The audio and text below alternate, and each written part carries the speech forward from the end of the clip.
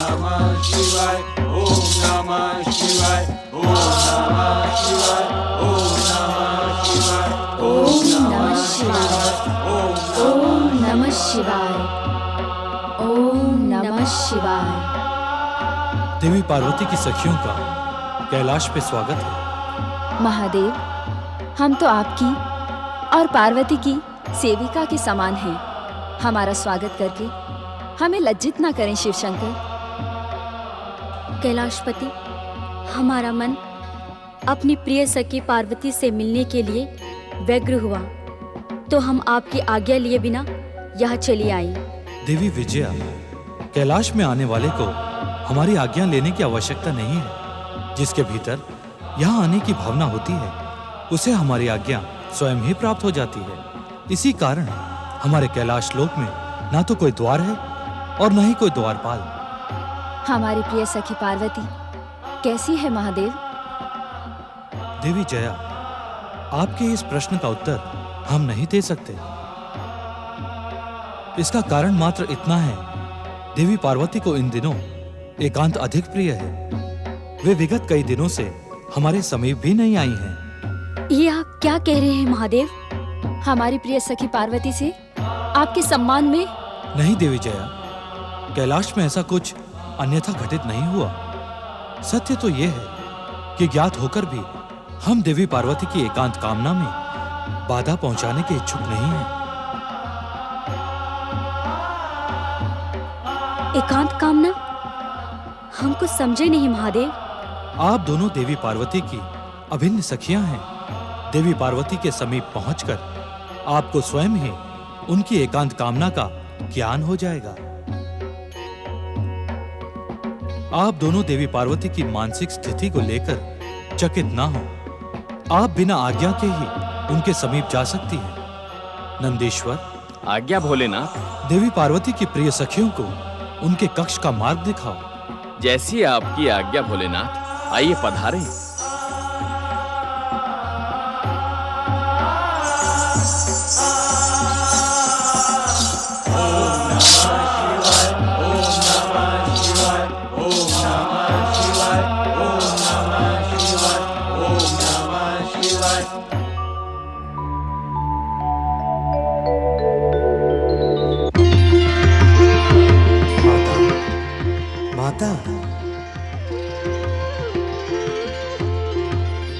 माता, मुझे भली भांति ज्ञात है कि आप मुझे पुत्र रूप में पाने में हो रहे विलंब के कारण क्षुब्ध हैं। श्री महागणेश, आप तो हर मन का रहस्य जानते हैं। आपको पाने की व्यग्रता में अब मैं क्षुब्ध ही नहीं, व्यग्र और उद्विग्न भी हो गई हूँ।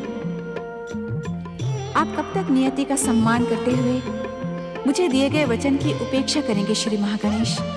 उपेक्षा का तो प्रश्न ही नहीं उठता माता। सत्य तो यह है कि इस समय हम आपके पुत्र रूप में अवतार धारण करने की परिस्थितियों को ही उत्पन्न कर रहे हैं। अर्थात? माता, इस अर्थात का अर्थ शीघ्र ही आपके सम्मुख प्रकट होने वाला है। विश्वास करें माता, मेरे अवतार धारण करने योग्य परिस्थितियों ने जन्म ले लिया है। अब विलंब नहीं होगा माता।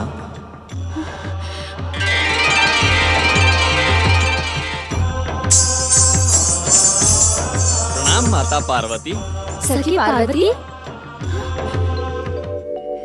जया विजया।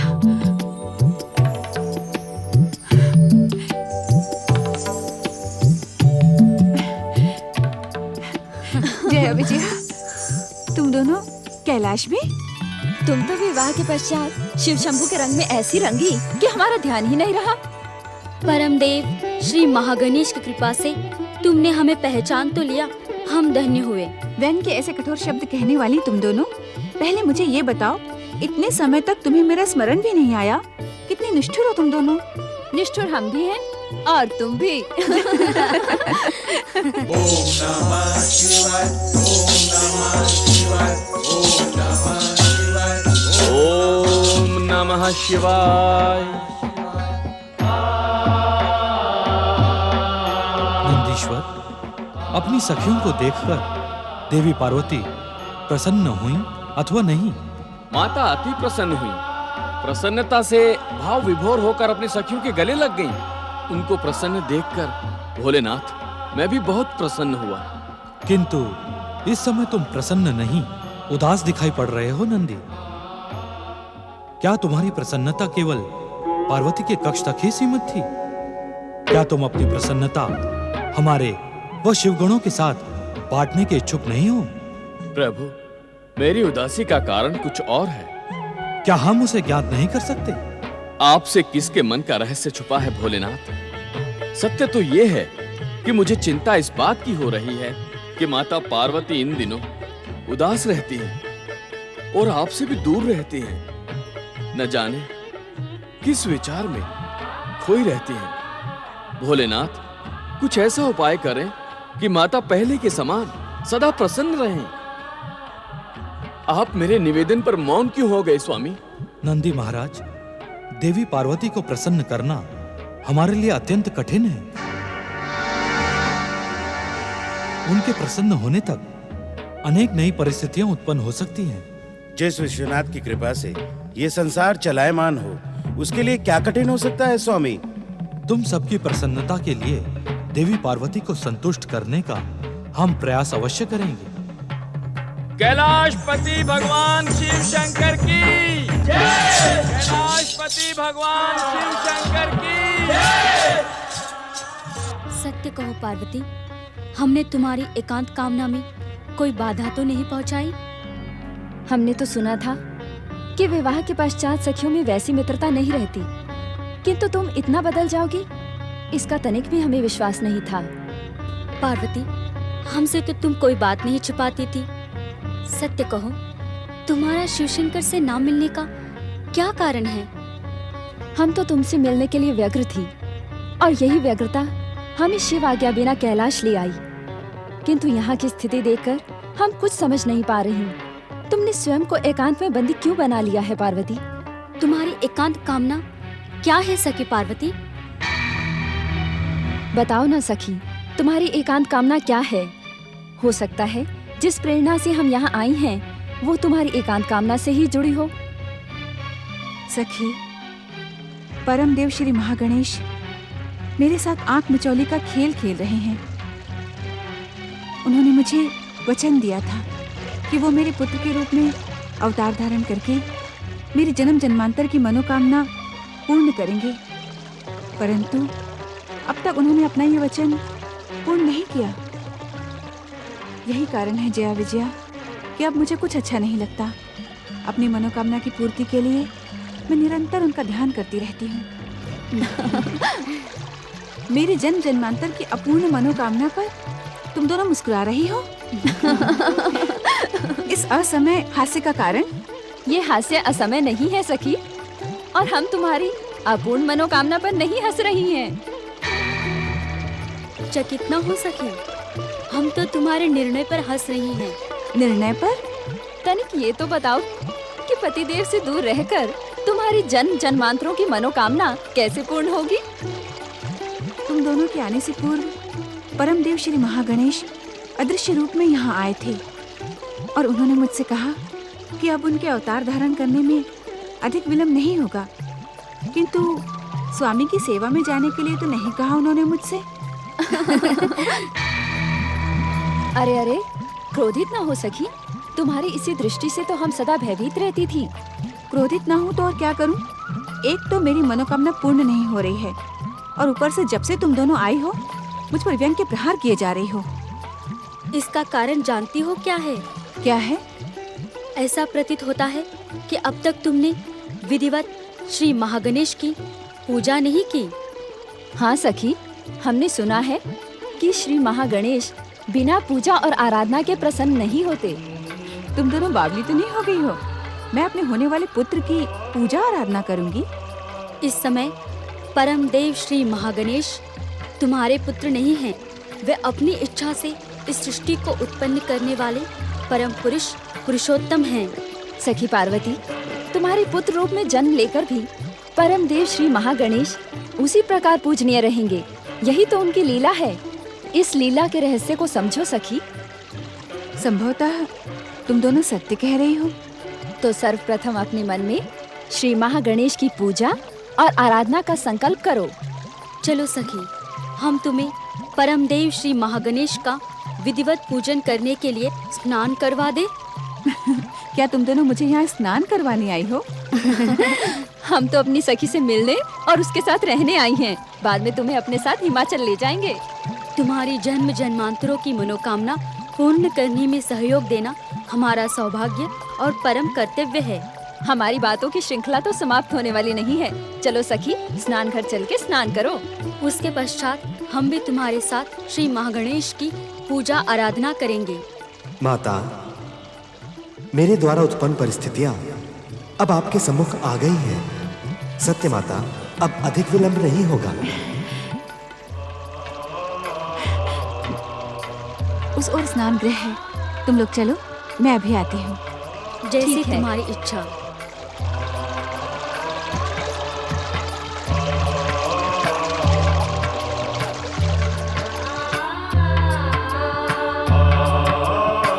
नंदी, नंदीश्वर, नंदी महाराज। आया माता। प्रणाम। देखो नंदी, हम स्नान करने जा रहे हैं। तुम यहीं द्वार पे रहना और किसी को भीतर नहीं आने देना। हमारे होते कौन भीतर आने का दुस्साहस करेगा?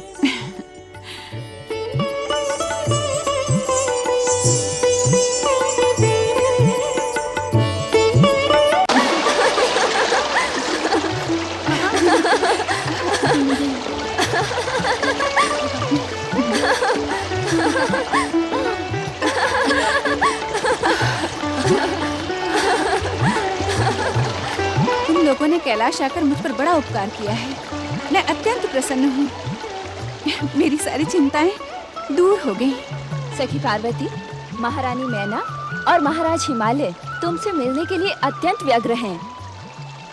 हम कैलाशपति शिवशंकर से आज्ञा लेकर तुम्हें हिमाचल महल ले चलेंगे। सखी पार्वती, क्या तुम माता पिता से मिलने के इच्छुक नहीं हो?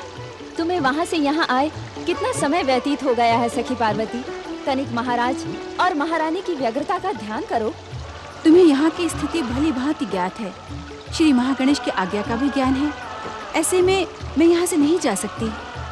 आने जाने की बात हम फिर करेंगे, पहले स्नान करें।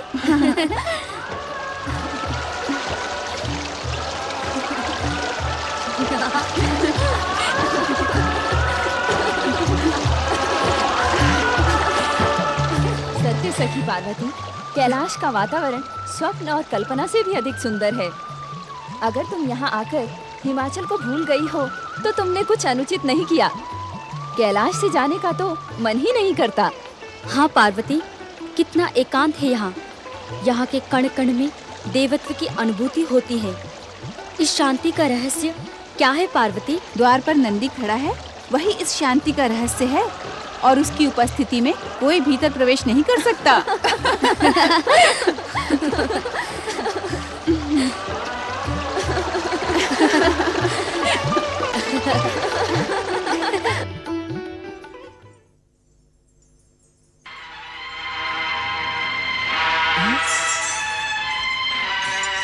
प्रणाम भोलेनाथ।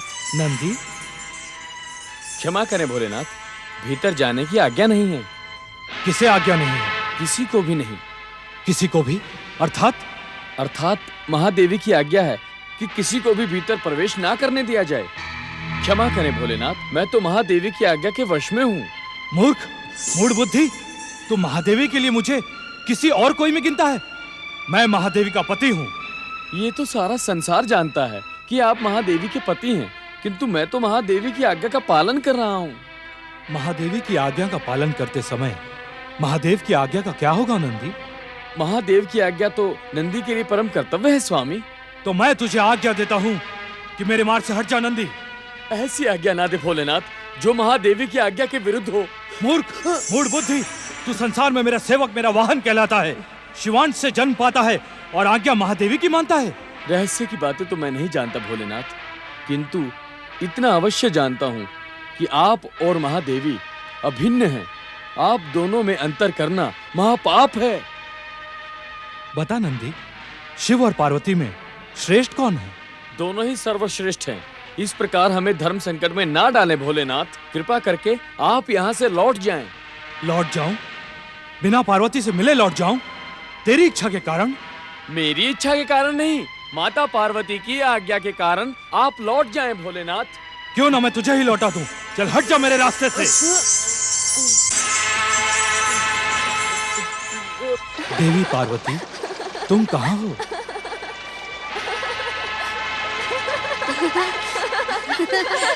देवी पार्वती,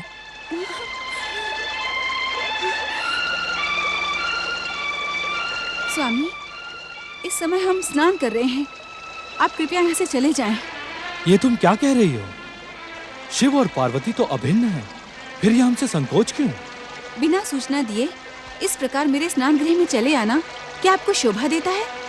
आप स्वयं सोचिए स्वामी।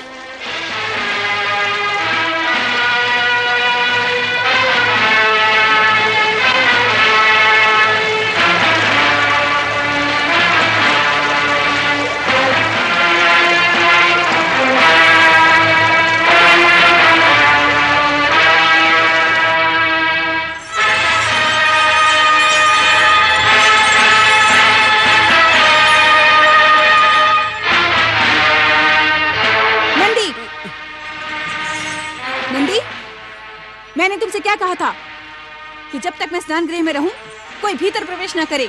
फिर स्वामी को तुमने रोका क्यों नहीं? रोका था माता, रोका था। रोका था? किसे रोका था? तुम्हारे रोकने से कौन रुका?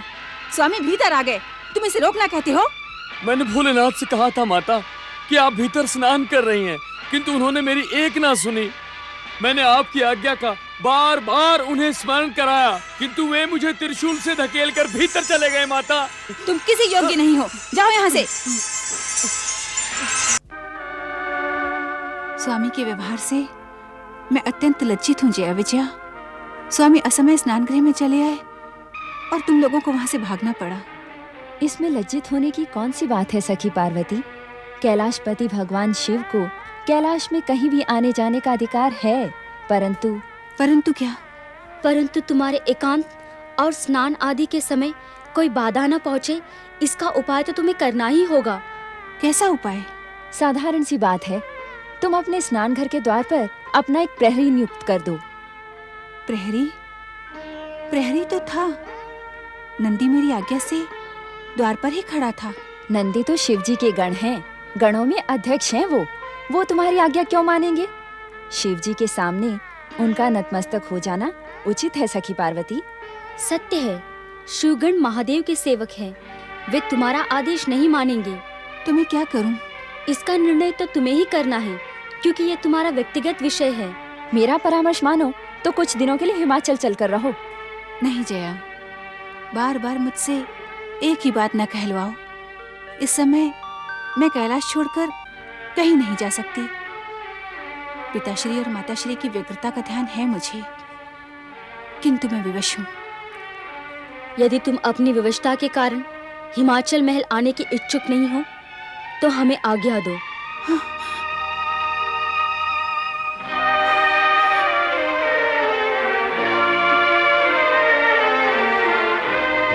बिना सूचना दिए इस प्रकार मेरे स्नान गृह में चले आना क्या आपको शोभा देता है? आप स्वयं सोचिए स्वामी। बिना सूचना दिए इस प्रकार मेरे स्नान गृह में चले आना क्या आपको शोभा देता है? आप स्वयं सोचिए स्वामी।